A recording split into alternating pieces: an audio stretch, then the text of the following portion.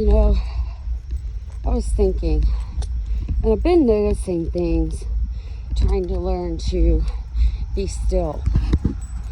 And in the mornings right now, it's pretty dark this time. It's a little after 6:30. But if you be still and see that God is God, look at that moon. It's called the harvest moon. The harvest moon is full, or any full moon, it's full for 3 days with its peak in the middle. Well, I noticed people starting to be confused and doesn't seem to know where they're going, what they're doing, and it's really sad. You know, I see people laughing about it, but I wouldn't laugh, because that judgment can come down on your own head. Well, remember the days in Babylon when the languages were confounded? And the funny thing is, you know, before I have my other light, I'll have to do another video tonight and get the real light that I use charged, because this light is all the way open and its view is very limited.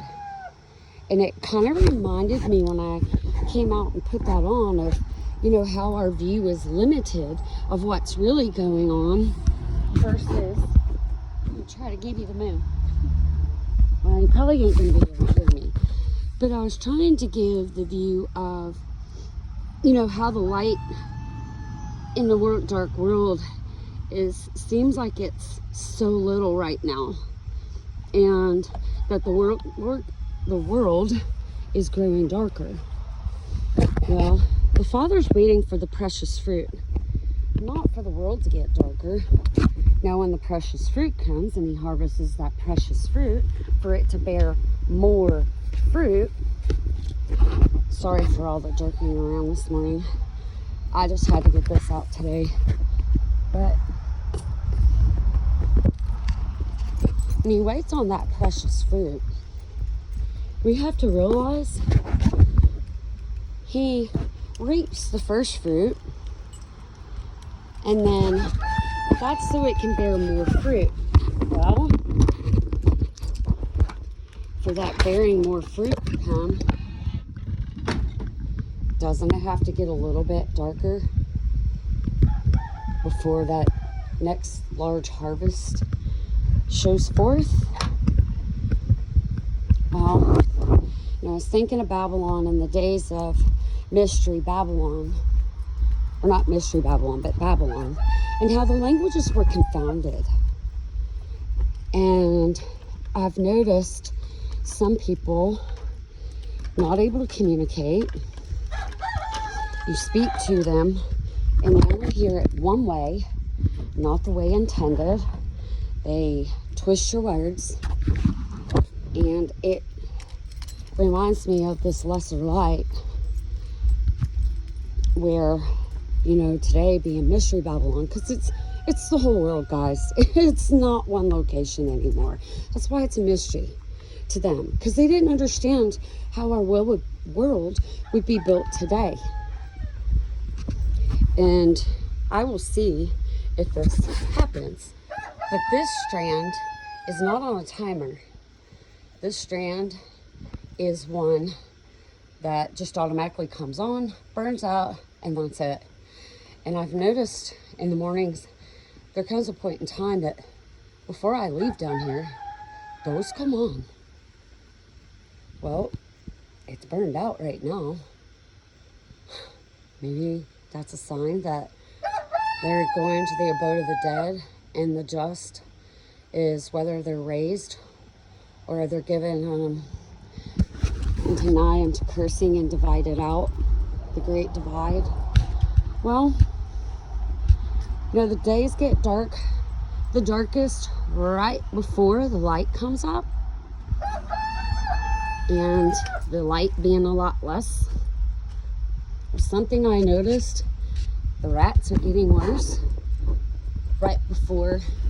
And I think God allows us to see things to give us understanding how we can see it in the world, because his creation tells us the time.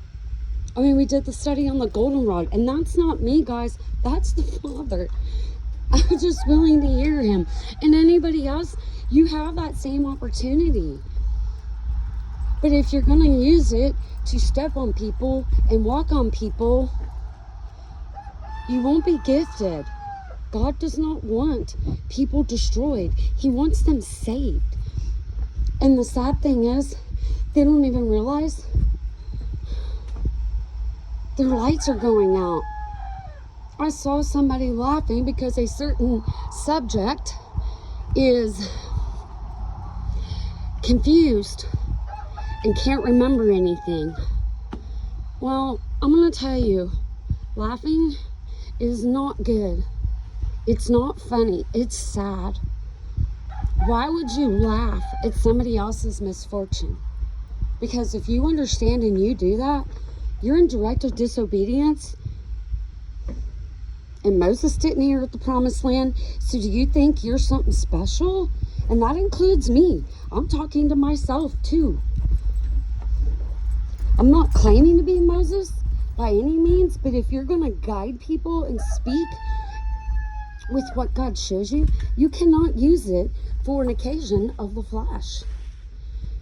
God won't have it. But I was driving down the road, and I'm still working in the world.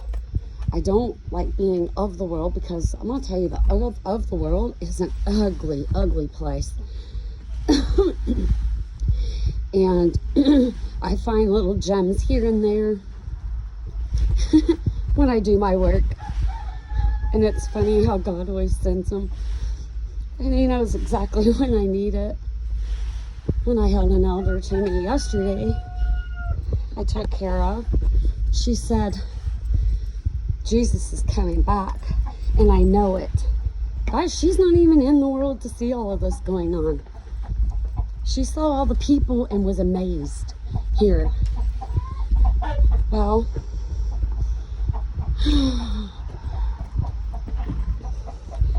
this generation shall not pass till all these things be fulfilled. The elders, the 90-year-olds that raised us, full of wisdom, that led us aright, their death won't be in vain.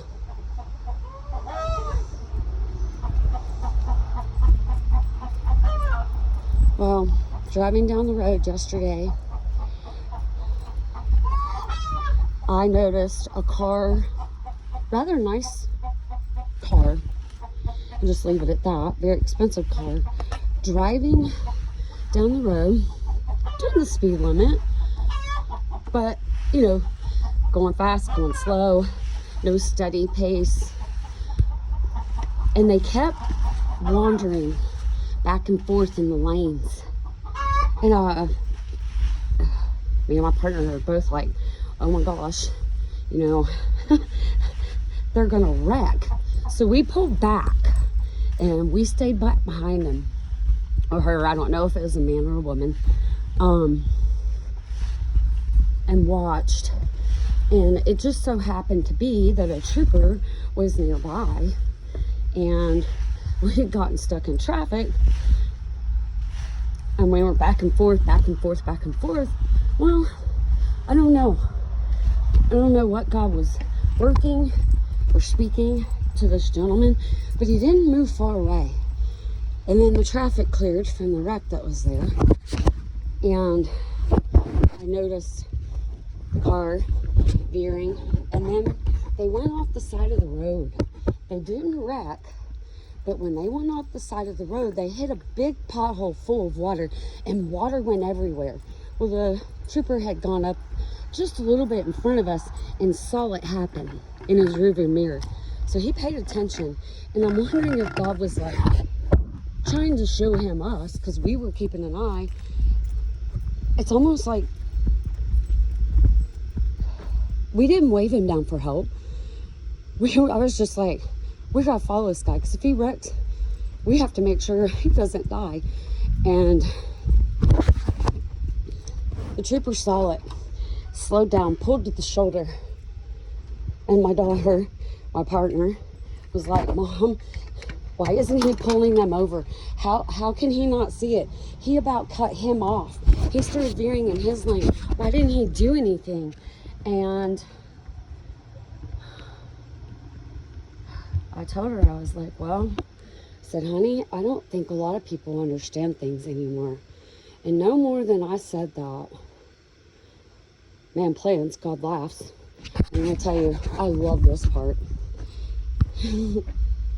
Because we were concerned about somebody else's welfare, not our own. That trooper pulled over to the shoulder, saw what was happening, got behind the car, and pulled them over. And I have no doubt that saved that person's life, because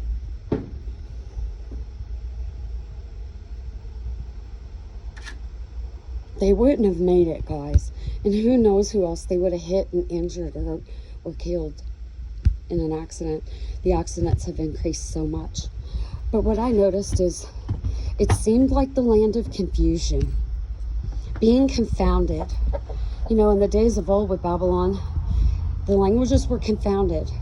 That's why we have the 70 different tongues. Well, if you think about today, Mystery Babylon, their minds confounded. It's a spiritual warfare. And whether they're going to sleep as Lazarus, to be a rose, or they sleep the sleep of death, spiritual death, being cast into outer darkness. God's just in his decisions, guys. Let the dead bury the dead. Protect and help who you can. Still be the light in the world. Because, to tell you the truth, it may be dark now,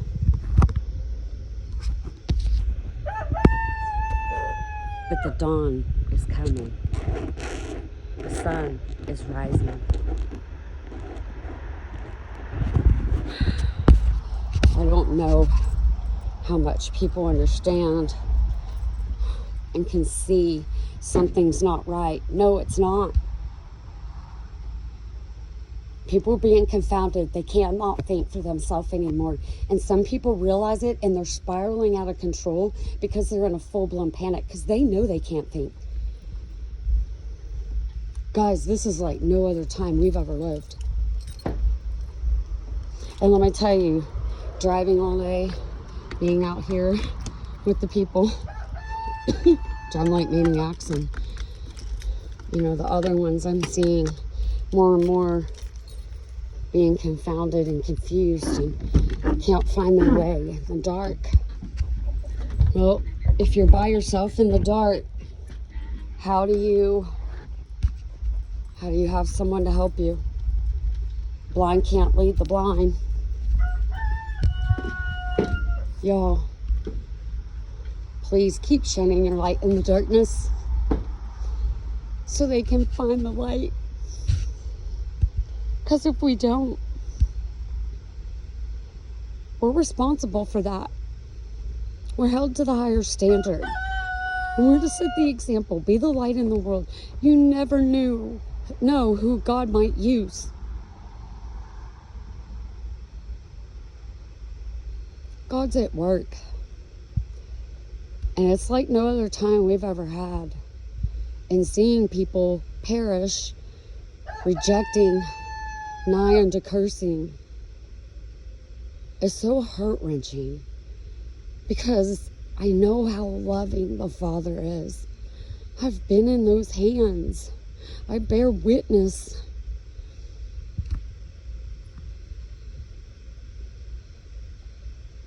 I just don't understand them.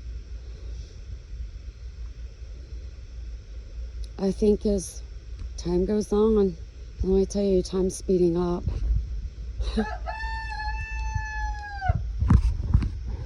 It's getting brighter, course, the leaves are falling, and I have the net up for the hawks, but the light's coming, and it's always darkest, as you can tell, right before the sun comes up. I don't know if you've ever paid attention to that. Huh. Moon's gone. Oh, man. Y'all hang in there. God promised to see us through, and we're coming out of the wilderness. But before the coming out of the wilderness, it gets just a little bit darker for a short time.